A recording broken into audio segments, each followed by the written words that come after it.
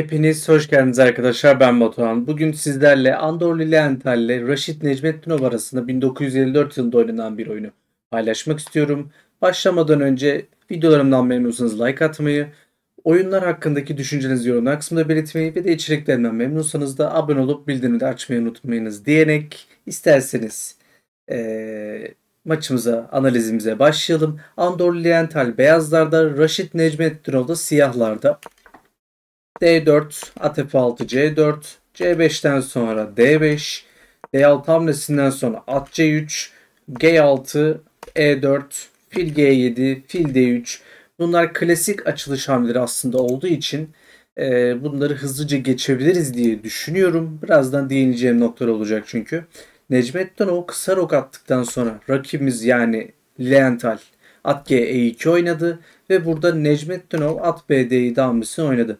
Şimdi düşündüğümüzde at B D7 hamlesi biraz ufaktan da olsa yanlış gibi bir hamle. Yani açılışta en azından diyebileceğimiz yanlış niteliğinde bir hamle olduğu için aslında bilgisayarında yanlışlık verdiğini bu yüzden söyleyebiliriz. Çünkü sizin buradaki fikriniz at E5 olsa da burada F4 gibi bir hamleyle bu tempo kaybını ya da atı buraya çıkmanızı aslında bir hamleyle engellemiş oluyorsunuz. Belki de Necmettinov'un kafasında at B6 gibi hamleler oynanabilir diye tasarlamış olabilir diye düşünüyorum. Çünkü B8'deki atın at A6'dan sonra pek hoş duracağını söyleyemeyiz. Burada B4 gibi bir şey planlayamazsınız. Çünkü basitçe A3 ile tekrar yani atı oradan kovabiliyorsunuz gibi durumlardan ötürü Necmettinov'un at B6 hamlesine bir göz kırptığını söyleyebiliriz. Tabi C8'lik filde unutmamak lazım. Bunu bir şekilde buradan çıkartmalıyız. Şimdi burada Leontel at G3 hamlesini oynadı. Bahsettiğim gibi F4 hamlesi daha sağlıklı, daha kuvvetli bir hamleydi. Burada Necmettinov E6 oynadı. D E6, F E6'dan sonra şimdi H4 hamlesi geldi. Düşündüğünüzde rakibimiz biraz agresif açılışlar mı yapıyor acaba diye düşünüyoruz.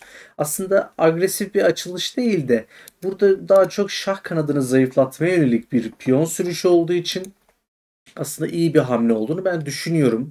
Burada daha demin bahsettiğim hamle olan at E5 hamlesi Necmettinov tarafından oynanıyor. At E5 oynandı. Şimdi file E2 fil çiftini vermek tabii ki de istemeyiz. A6 bahsettiğim aslında siyahlarda olan beyazlarda da geçerli. At B5 hamlesini kesmek adına A6 hamlesi oynandı. Ve de ileride tabii ki B5 yapabilmek adına bu hamleyi yapmış bulunuyoruz. Şimdi hamlemiz H5. Rakibimiz yani Lilienthal H5 hamlesini oynayıp şah kanadını biraz daha zayıflatmaya çalıştı. Necmettinov burada vezir E7 hamlesini oynuyor. Bu hamle tam olarak anlam veremedim aslında. Acaba D piyonunu örnek veriyorum kale ve FD8 zannetmiyorum ama bu tarzda bir hamleyle D6 piyonunu korumaya mı acaba çalıştı ya da onu mu amaçladı tam olarak anlayamadım. Sizin fikirleriniz varsa tabii ki yorumlar kısmında belirtebilirsiniz. Burada çünkü bilgisayarda biraz bu hamle kuvvetli bir hamle yani niteliğinde yani bu hamleyi kuvvetli olarak görüyor. Ee, Rakibimiz Lilienthal HG6 oynuyor ve HG6'dan sonra burada siz ne hamle yaparsanız yapın 0.6 doğruluk özür diliyorum 0.6 oranında aslında beyazlar üstün oluyor burada. Peki Necmettinov ne oynamış? Bahsettiğim gibi fil G5 hamlesi oynandı. Fil G5 hamlesi en kuvvetli hamlesiydi rakibimizin Lilienthal'in daha doğrusu. Burada şimdi Necmettinov B5'e devam etti. Bahsettiğim fikir A6 ile zaten belliydi. CB5'ten sonra AB5, at B5 alımından sonra burada at F7 hamlesi gelmiş. Şimdi düşündüğümüzde bütün taşlarımız şah kanadına toplandı. Peki güzel. Bizim burada aslında bir sakıncalı bir durumumuz var. Siz bir şekilde buradaki taşları azaltırsanız şah biraz açıkta kalacak. Şah kanadı biraz zayıf durumda. Buna müsaade etmemelisiniz. Ve de buradaki at da aslında manevralarla tehlikeli bir şekilde üzerinize gelebilir diye düşünüyorum. Tabii burada rakibimizin ne kadar hayal gücü olduğuna bağlı da değişir. Burada aslında Lilienthal en doğru hamleyi yaparak devam etmiş oyunda. Vezir D2 hamlesi, D5, E5, E5'ten sonra burada kısa rok hamlesi geldi. Şimdi burada bir şey düşünüyoruz. Lilienthal'in şah kanadındaki zayıflığı çok fazla değil. Yani burası da aslında bir açık diyebiliriz sadece. Ama Necmettinov'un şah kanadı biraz sanki zayıf. Hani buradaki taşlar ortadan kaldırılırsa sorun yaşayacak gibi. E, yani ne yapacağız? Agresif mi saldıracağız o zaman diye düşündüğümüzde aslında öyle yapmamız gerekiyor ve burada benim de aslında yapacağım bir hamleydi. Bilgisayarın önerdiği hamle at G5 hamlesi. Şimdi at G5 hamlesi yapılabilir. Makinenin de önerdiği bir hamle ama Necmettinov burada fil B7 hamlesiyle devam ediyor. Aslında bu da mantıklı bir hamle ama bilgisayarın beğenmediği zannediyorum bu filin ortadan kaldırılması bizler için biraz daha iyi olduğu için, hatta fil çiftini aldığımız için daha iyi gibi gözüküyor. Bu yüzden fil B7 hamlesine aslında yanlışlık verebilir diye düşünüyorum. Ama tabii şöyle bir fikir de var. D5'ten D4'e piyonu sürdüğümüzde burada etkili bir çaprazda filimiz engellenmezse, örnek veriyorum fil P3 gibi bir hamleyle engellenmezse gerçekten çok kuvvetli bir hamle oluyor diye düşünüyorum. Yani ileriye dönük bir hamle. Peki A4 oynandı. Vezir D7. Fil F6, fil F6 tamamdır. Beklediğimiz hamleler. Rakibimiz almayı artık tercih etti. Burada vezir C2 hamlesi geliyor. Vezir C2 hamlesi çok güzel bir hamle. G6'ya baskı yapıyorsunuz. Burada Necmettinov şah G7'den artık piyonunu, G6 piyonunu korumaya çalışıyor. Bir şekilde burada güvenliği, savunmayı sağlamak zorundasınız ama bilgisayarın da aslında yanlış verdiği bir konum, daha doğrusu hamle diyebiliriz. Şimdi burada Lilienthal'in aslında en çok etkilendiğim oyunculuğundan da bu hamlelerinden en çok etkilendiğim yer diyebilirim. Burada fil H5 hamlesinden sonra gerçekten muhteşem bu arada. Fil H5 hamlesinden sonra filinizi feda ediyorsunuz. Eğer fil alırsanız gerçekten başınıza büyük felaketler geliyor. Şimdi aldığımızı varsayıyorum. GH5'ten sonra burada at H5 var. At H5'ten sonra zaten şah H8 ve at F6'dan sonra burada darmadağın oluyorsunuz. Necmettinov'un zaten burada almayacağını biliyoruz. Ama fil H5 rakibimizin gerçekten muhteşem olarak nitelendirebileceği bir hamlesi olmuş. Burada aslında bilgisayarın da verdiği iki hamle var.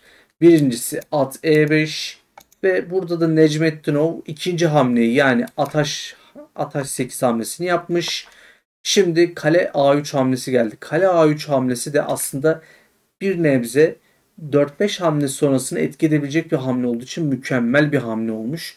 Buradaki atın yokluğunda ya da atı bir şekilde ileri attığımızda, örneğin attığımızda bu kale çok etkili olacak ve artık Necmettinov mat ağına doğru gidecek diye düşünüyorum. Şimdi buraya baktığımızda fil E5 hamlesi geldi. Şahımız çok açıkta kaldı. Necmettinov bu durumdan nasıl kurtulacak derken burada hiçbir fikrim olmayan bir şekilde, yani hiçbir fikrim yok bu konuda. Burada Lilienthal fil G6 hamlesini oynuyor ve bu oyunun tamamen dönmesine sebep oluyor. Burada Necmettinov artık zaten kaptırmaz üstünlüğü. Yani Lilienthal neden böyle bir hamle yaptı hiçbir fikrim yok. Necmettinov zaten buna yanıtını hemen verdi. At G6 hamlesi. At H5. Şah H6. Yani burada bir hesap hatası olması gerekir diye düşünüyorum. Kale H3'ten sonra Necmettinov'un verdiği hamle, yaptığı hamle o kadar, yani nasıl anlatabilirim bilmiyorum. Verdiği cevap öylesine kuvvetli ki sen misin feda yapan, al sana feda der gibi, bakın ne yapıyor. Vezir H3 vuruyor. Yani muhteşem bir hamle. Burada sen filini feda edersen ben de vezirimi feda ederim diyerek şah kanadını darmadağın etmeye neredeyse yani yaklaştı diyebiliriz. Ki darmadağın da oldu. O F piyonu da aslında çok korumuyor şahı. GH3'ten sonra şah H5, vezir C5 ve burada aslında beğenmediğim, Necmettinov'un beğenmediğim son hamlesi aslında kale F3 hamlesi olmuş. Burada bilgisayarın kale A E8 hamlesini ben daha çok beğendim. Kaleyi bir şekilde burada pasif bırakmayarak daha aktif bir kareye getirmemiz daha sağlıklı olur diye düşünüyorum. Tabii ki burada kale A4 hamlesi de mümkün ama burada E dikeyinde yapabileceğimiz, hatta maçı daha hızlı bitirebileceğimiz varyantlar mümkün diye düşünüyorum. Burada kale F3 hamlesinden sonra aslında rakibimizin kaybetmesine sebep olacağı ikinci sebep de burada at D4 hamlesi olmuş. At D4'ten sonra artık burada kurtuluşunuz yok. Kale H3, at E2, at F4, at F4, fil F4, şah G2'den sonra burada kale C8 hamlesi artık oyunu bitiren hamle olmuş. Burada peki yani hocam ne olacak, hani burada niye terk etmiş diye düşünebilirsiniz aslında. Yani Lilienthal burada terk ediyor. Peki neden terk ediyor olabilir diye düşündüğümüzde burada yapabileceğiniz en kuvvetli hamle kale C1 hamlesi. Kale C5, kale C5'ten sonra burada yani bilemiyorum.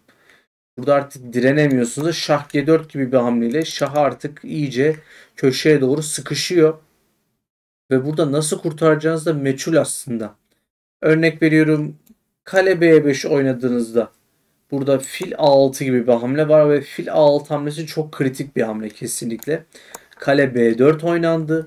Kale H2, şah G1 gibi hamlelerden sonra artık zaten mat ağına doğru giriyorsunuz. Lilienthal bu yüzden terk etti diye düşünüyorum. Artık burada bir kurtuluş hamlesi yok diye düşünmüş olmalı sevgili Andor Lilienthal. Necmettinov'un kesinlikle bu vezir hamlesi ve de fedası, vezir fedası kesinlikle muhteşem bir hamle. Gerçekten bu maçı analiz ederken beni hayran bırakan, kendisine ve oyununa özellikle hayran bırakan bir hamle oldu diyebilirim.